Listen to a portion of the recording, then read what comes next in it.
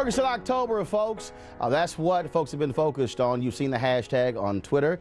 Yesterday, several protests took place all over the city, including a march through the streets of Ferguson, where Michael Brown, an unarmed black teenager, was shot to death by a white police officer more than 2 months ago. There were a number of protests over the course of 16 hours yesterday involving young activists, involving clergy, involving a number of people. In addition, there were protests last night at the St. Louis Rams game against the San Francisco 49ers. And so it was a day of action, but not just in Ferguson. Also, there were protests taking place in Ohio, where John Crawford was shot and killed by police in a Beaver Creek, Ohio Walmart. Joining us right now, one of the folks who was arrested yesterday in Ferguson, Pastor Jamal Bryant out of Baltimore, the Empowerment Temple in Baltimore. Later in the show, we'll be joined by Dr. Cornell West, who also was there as well and was arrested. My panel, Lauren Victoria Burke, managing editor of Politic365.com, Cleo Monago, behavioral health expert and CEO of the Black Men's Exchange National, and Kim Brown, host of the Kim Brown Radio Show. And Pastor Brown, I want to go to you first. This Ferguson October initiative, again, it was a series of protests, not just protests at night, daytime protests as well. You had pastors who were calling on the police to confess their sins of police brutality. Explain that. It was an incredible weekend, not even just a day, but people came literally from around the country. We have what you've been calling for, not a moment, but a movement of all different levels, all different capacities. We had to do, first things first, Roland, is the church. Pastors came from all different reformations. One, to repent for the church not being on the front line and being more visible and more vocal in these 65 days. We then marched to Ferguson Police Headquarters and asked the police to repent for their hand and participation in a broken system. After that, we asked to see the chief of police, and that's when we moved forward, and it led to our arrest. But I really want to commend the grassroots efforts that are taking place in Ferguson. That's not under the banner of any of our traditional motifs, but really a call for justice, for change, and for a movement to take place. Trying to understand here, you had some people who were saying this is a waste of time, but also one of the issues in terms of what they're charging you with, you were charged with assaulting police and disturbing the peace? Yes, which is a very serious crime. How are you charged with assaulting police? I have no idea. Our lawyers are coming in. We were blown away when we saw it. Disturbing the peace, we could understand, but assaulting a police officer is really a serious charge, and I think that they're trying to send a message.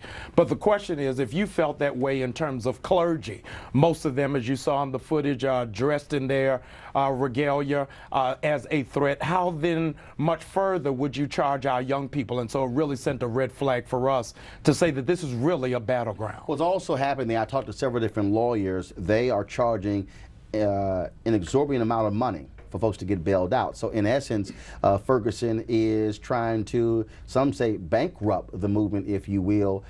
Some folks being bailed out $1,000, $2,000. Well, let me tell you what they did preemptively, trying to deal with this en masse that happened at the Walmart. 2 Walmarts were shut down. Monday Night Football is disturbed. So what they did is they processed us, kept us for 4 to 5 hours, and then said, we'll mail you your charge. So nobody had to pay the bail going out. Number one, they were fearful that we were just going to stack all of the jail, so they were trying to process us as quickly as possible. But what is very clear for the 21st century, this is our Selma. This is going to be the birthplace of where the next level of civil rights takes place, is going to be Ferguson. And if anybody had any question, it ought to now be erased. There has not been, for my generation, a sustainable movement for 65 days. Whether you deal with the Jenna 6 issue, whether you deal with Trayvon Martin, we had events, but a movement in one place, this is the first of its kind. I want to go to a panel here, you also, but you can put in there what took place Memorial Monday of the last 70 some odd weeks in North Carolina, where they've had that as well.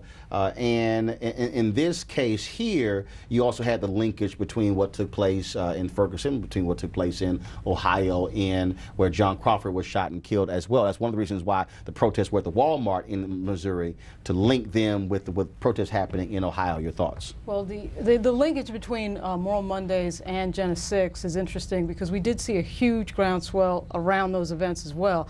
And also Trayvon Martin with regard to the huge march the NAACP put on about 2 weeks before Zimmerman was indicted. But the point is, what I'm wondering about is, does this really lead to systemic change, or is this something where it's another round of events, a round of protests, a round of panels, a round of talk, and then nothing really comes from it? So, you know, I want to know where does this lead in terms of real action and real change? I think it's really going to open up a larger national conversation on the prison pipeline, the inequity of treatment. We've been hearing a charge and chant, Black Lives Matter, that we are, in fact, have to have some accountability for when our black children are killed and left in the street, uncovered, nobody checked for vital signs, nobody called the ambulance, neighbors had to come and cover the body. And that's really what steeped it over the top. Even though this event is interesting in terms of it being unprecedented regarding this much for focus, it's also in light of these other incidences.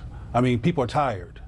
When Amadou, Sean Bell, we can go on and on. People are tired, and I think that was symbolic to see that young man in the street dead like that.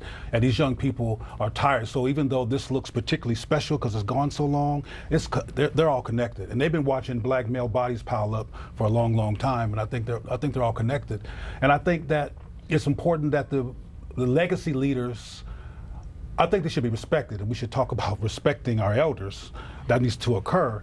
But also we need to look at the fact that, for far as they're concerned, there's been no leadership because nothing has stopped the murders before. They're piling up, and people are tired of it. They don't trust the legacy leaders anymore.